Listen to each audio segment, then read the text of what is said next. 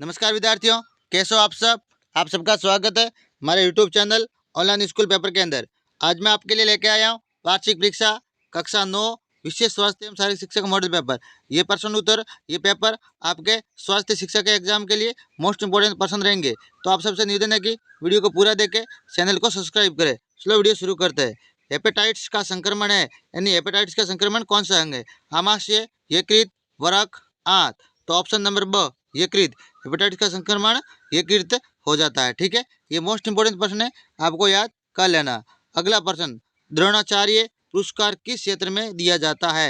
यानी जो द्रोणाचार्य पुरस्कार है वो किस क्षेत्र में दिया जाता है? कला क्षेत्र में, संस्कृत क्षेत्र में, अच्छे शिक्षक को या अच्छे खिलाड़ी को? तो ऑप्शन नंबर द अच्छे खिलाड़ी को दिया जाता है। किसको दिया जाता है?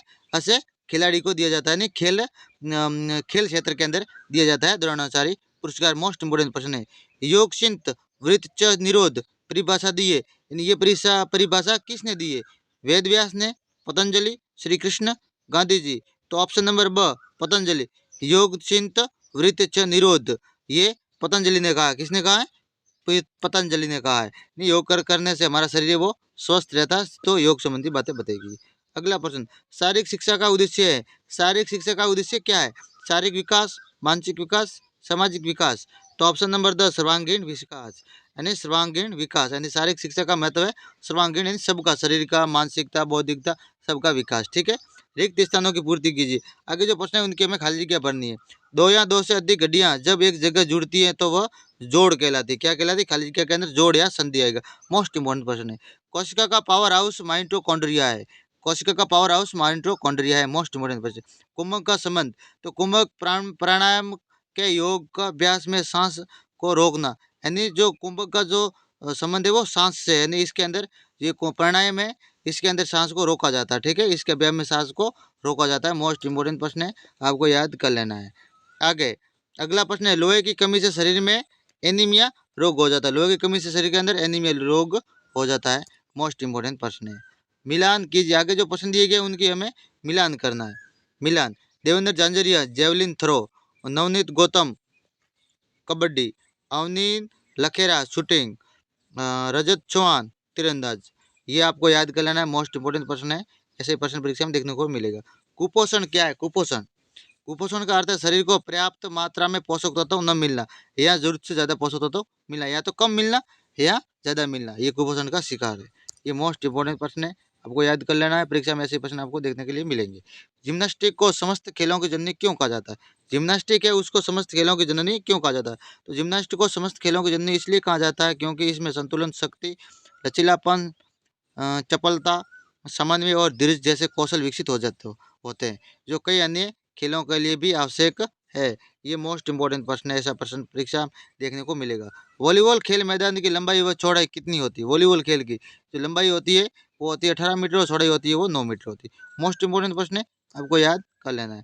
शारीरिक शिक्षा से तात्पर्य क्या है? यानी शारीरिक शिक्षा से क्या तात्पर्य? शारीरिक शिक्षा से का तात्पर्य शारीरिक गतिविधियों और खेलों के माध्यम से बच्चों में शारीरिक, मानसिक, सामाजिक और भावनात्मक विकास को बढ़ावा देना। यानी शारीरिक शिक्षा का मुख्य उद्देश्य क्या है? शारीरिक शिक्षा का मुख्य उद्देश्य क्या है?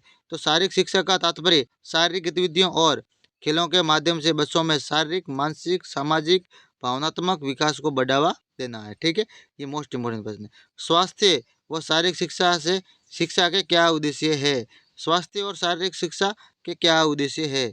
तो स्वास्थ्य और शारीरिक शिक्षा का मुख्य उद्देश्य शारीरिक, मानसिक, सामाजिक रूप से लोगों का समग्र विकास करना ही है। यानी शारीरिक, बौद्धिक, मानसिक रूप से उनका विकास होना। ठीक है, पर्यावरण प्रदूषण क्या है? विभिन्न प्रकार के प्रदूषण का उल्लेख कीजिए। पर्यावरण प्रदूषण क्या है और विभिन्न प्रकार के जो प्रदूषण है उसका हमें उल्लेख करना है। तो पर्यावरण प्रदूषण का मतलब है पर्यावरण में हानिकारक पदार्थों का प्रवेश जो जीवन और परिस्थिति को नुकसान पहुंचाता है। प्रदूषण के प्रकारों में वायु प्रदूषण, जल प्रदूषण, मृदा प्रदूषण, ध्वनि प्रदूषण, रेडियोधर्मी प्रदूषण शामिल है। ठीक है, ये है पर्यावरण प्रदूषण, यानी गंदी चीजें वगैरह, ज़्यादा आवाज आना, ये सब पर्यावरण प्रदूषण होता है। स्वस्थ शरीर में स्वस्थ मस्तिष्क निवास करता है, स्पष्ट कीजिए। तो स्वस्थ शरीर में स्वस्थ मस्तिष्क निवास करता है का अर्थ है कि यदि आपका शरीर स्वस्थ है तो आपका मन भी स्वस्थ और सकारात्मक होगा रहेगा।